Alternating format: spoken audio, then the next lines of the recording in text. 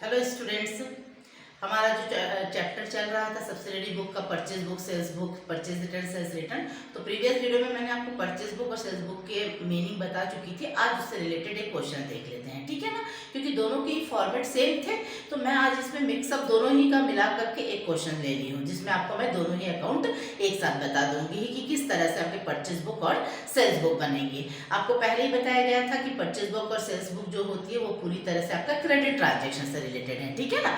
तो देखते हैं आज पहला आपका है कि परचेज बुक में 7 जनवरी में purchase 8 dozen pen from Suresh brothers 60 per dozen, और इसमें आपका क्या है, ट्रेड डिस्काउंट 10% है। देखिए इसमें लिखने का क्या है, सबसे पहले आप यहाँ पे 2019 है, आपने 2019 लिखा, और हमारा जनवरी 7 है तो जनवरी 7 आपने लिखा, ठीक है। सबसे पहले आपको बिजनेसमैन का नाम लिखना है जिससे आप परचेस कर रहे हो। यहाँ पर मैंने purchase book of messrs Arpit and son जिसके बुक में है उसका मैंने पहले से लिख रखा है।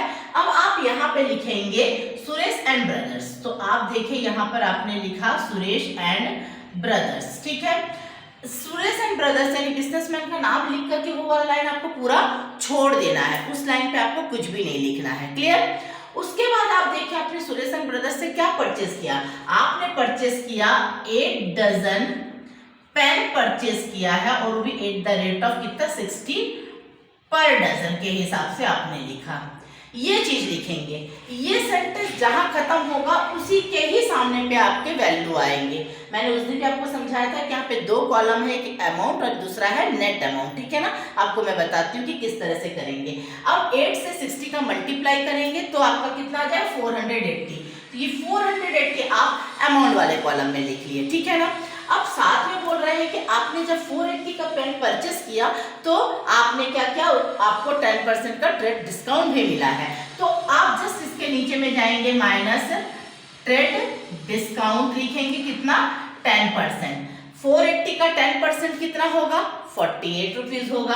आप जस्ट इसके नीचे 48 लिखेंगे, इन दोनों को माइनस करेंगे। माइनस करने पर कितना आ जाएगा, ये आ जाएगा आपका 432 रुपीज, ठीक है ना।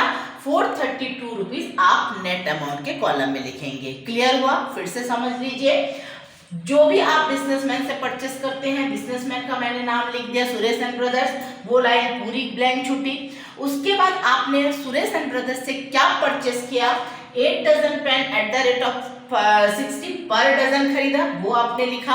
अगर सपोज करो ये लिखने में आपको नेक्स्ट लाइन लग जाता तो नेक्स्ट लाइन के सामने ही आप 480 लिखते, क्योंकि पर डजन बोला जा रहा है इसलिए मैंने आपको क्या करना पड़ेगा 60 से 8 का मल्टीप्लाई करना पड़ेगा, तो ये 480 हुआ।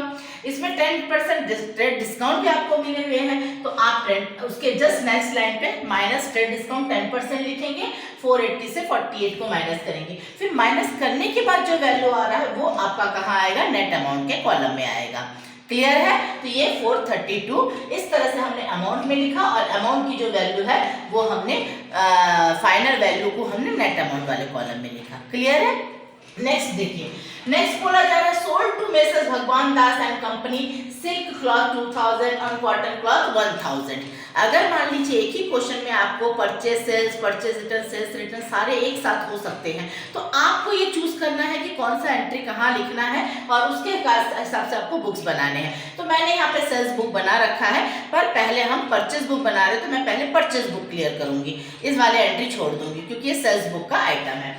नेक्स्ट है bought of Gopal and sons 15 boxes of pencil at the rate of 40 per box, और 10 packet rubber at the rate of 10 per packet. आपने किससे परचेस किया, 18 जनवरी। मैं यहाँ पर जनवरी 18 की एंट्री लगाऊंगी, और यहाँ पर मैंने गोपाल एंड सन्स, तो जैसे कि मैंने पहले ही कहा था, यहाँ पर आप बिजनेसमैन का नाम लिख करके छोड़ देंगे, गोपाल एंड सन्स, ये लाइन पूरी ब्लैंक जाएगी।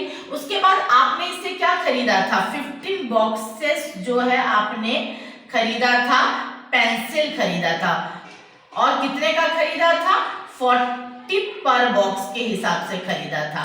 तो मैं 15 से 40 का मल्टीप्लाई करूंगी तो ये फिर कितना आ जाएगा आपका 600 आ जाएगा, ठीक है ना। 15 4 से कितना होता है 60 होती है, और 60 और एक जीरो आप लगा लेंगे तो फिर ये आपका क्या आ जाएगा 600 हो गया, ठीक है। दूसरा आपका है 10 पैकेट रबर 10 पर पैकेट। अब आपने यहां पर भी लिखा 10 पैकेट्स जो आपका है आपने रबर परचेस किया और वो भी eight the rate of 10 per packet आपने परचेस किया। तो 10 into 10 कितना हो जा रहा है, 100 हो जा रहा है, ठीक है ना। अब इस क्वेश्चन में आपने देखिए कहीं पर भी आपने ट्रेड डिस्काउंट के बारे में कुछ बात नहीं की, तो अब आप इन दोनों को डायरेक्टली प्लस करके आप यहाँ पर बाहर क्या कर देंगे 700, क्योंकि आपने गोपाल एंड सन से परचेस कितना किया 700 का सामान परचेस किया। कितना आपने पेंसिल और रबर दोनों किया, पर इसमें आपने किसी तरह का डिस्काउंट नहीं गिवन किया, ठीक है ना। तो हमने इन दोनों को प्लस करके यहाँ पर बाहर लिख दिया। क्लियर। अगला है कैश सोल्ड टू धर्मेंद्र। अब ये सेल्स के बारे में है, जब मैं यहाँ पे बात करूंगी तो उसको देखूंगी। अभी परचेस से रिलेटेड देखिए और एक है purchase order given to messrs Avinash 5000 rupees. आप जब जनरल की एंट्री बना रहे थे तब भी आपको पता था कि ऑर्डर की कोई एंट्री ही नहीं होती है। क्यों नहीं होती? क्योंकि ऑर्डर में हमने कोई ट्रांजेक्शन किया ही नहीं है। आपने ऑर्डर दिया है लेकिन इसकी कोई गारंटी तो नहीं मिली है ना कि अविनाश आपको सामान दे ही देंगे या आप उनसे ले ही लेंगे, तो ये ऑर्डर की एंट्री हम यहाँ पर नहीं करेंगे, ठीक है ना। तो परचेस से रिलेटेड सिर्फ आपके यहाँ पे क्या हुआ, 2 ही ट्रांजेक्शन हुए। अब आप यहाँ पर सीधा प्लस कर दीजिए 2, 3 और ये 11, ये आपका टोटल परचेज बुक का आंसर आ गया, ठीक है ना। और ध्यान दीजिएगा कि अगर कोई कैश परचेज हुआ होता तो भी आपको छोड़ना पड़ता है, यानी 2 आइटम आप छोड़ोगे। एक अगर ऑर्डर वाली कोई सामान है तो वो नहीं लिखेंगे और कैश से रिलेटेड कोई सामान है तो वो ट्रांजेक्शन हम यहाँ पर नहीं करेंगे। क्लियर। चलिए अब हम सेल्स बुक का जो हमने पढ़ा था यहाँ पर सेल्स का ध्यान दीजिए। अब आप यहाँ पर फिर से 2019 लगाइए और सेल्स के लिए है जनवरी 10 में आपने परचेस सेल्स किया है मैसर्स भगवान दास एंड कंपनी। तो मैं यहाँ पर लिख दे रही हूँ मैसर्स भगवान दास एंड कंपनी, लाइन छूट गई।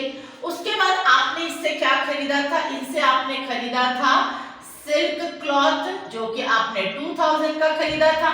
यहाँ पर आप देखिए आपने पर वगैरह कुछ नहीं यूज किया कि पर क्लॉथ इतना था, ऐसा आपने डायरेक्टली क्या किया अमाउंट लिखा है, तो हम यहाँ पर अमाउंट लिख देंगे, इसमें और कोई टेंशन वाली बात नहीं है। फिर आपने इससे क्या खरीदा था, कॉटन क्लॉथ भी खरीदा था 1000 का, आप डायरेक्ट लिख लिए।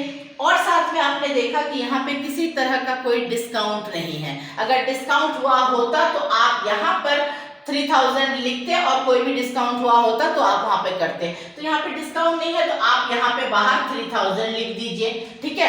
अगर डिस्काउंट हुआ होता तो देख लीजिए आप यहाँ पे 3000 लिखते, सपोज करो वहां पे बोला होता कि 10% ट्रेड डिस्काउंट है, तो आप यहाँ पर ट्रेड डिस्काउंट करके 10% निकाल करके 3000 का 10% 300 और बाहर आप 2700 लिखते, ठीक है ना। अगर डिस्काउंट दिया हुआ होता तो, क्योंकि इस क्वेश्चन में आपका डिस्काउंट मेंशन नहीं है तो आपको ये करने की कोई आवश्यकता नहीं है, ठीक है ना। और नेक्स्ट ध्यान दीजिए आपका क्या है, कैश सोल्ड 20 जनवरी को कैश सोल्ड टू धर्मेंद्र 2000। अभी मैंने थोड़ी देर पहले ही कहा था कि यहाँ पर हम किसी तरह का कैश ट्रांजेक्शन नहीं करेंगे क्योंकि this is prepare only for the credit transaction, चाहे परचेज हो चाहे सेल्स हो। तो ये एंट्री आपकी फिर छूट गई। तो आपका ये सेल्स बुक में सिर्फ कितना एंट्री हुआ ट्रांजेक्शन, ये आपका सिर्फ 3000 वाला एक ही ट्रांजेक्शन हुआ आपका। क्लियर। तो इस तरह से आपके परचेज बुक और सेल्स बुक क्लोज कर देंगे। अकाउंट खत्म होने के बाद जो भी ट्रांजैक्शन हो वो खत्म होने के बाद आप इसको क्लोज कर देंगे, ठीक है ना।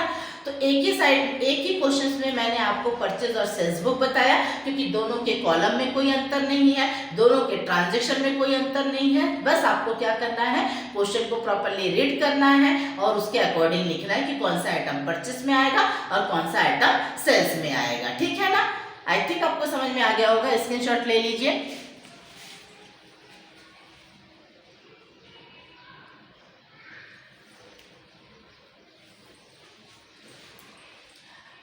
तो फिर आप थैंक यू। अगर हो सके तो फिर मेरे चैनल को अगर आपको पसंद आ रहा होगा तो फिर लाइक और सब्सक्राइब करना ना भूलें। नेक्स्ट वीडियो में फिर मिलते हैं। Thank you.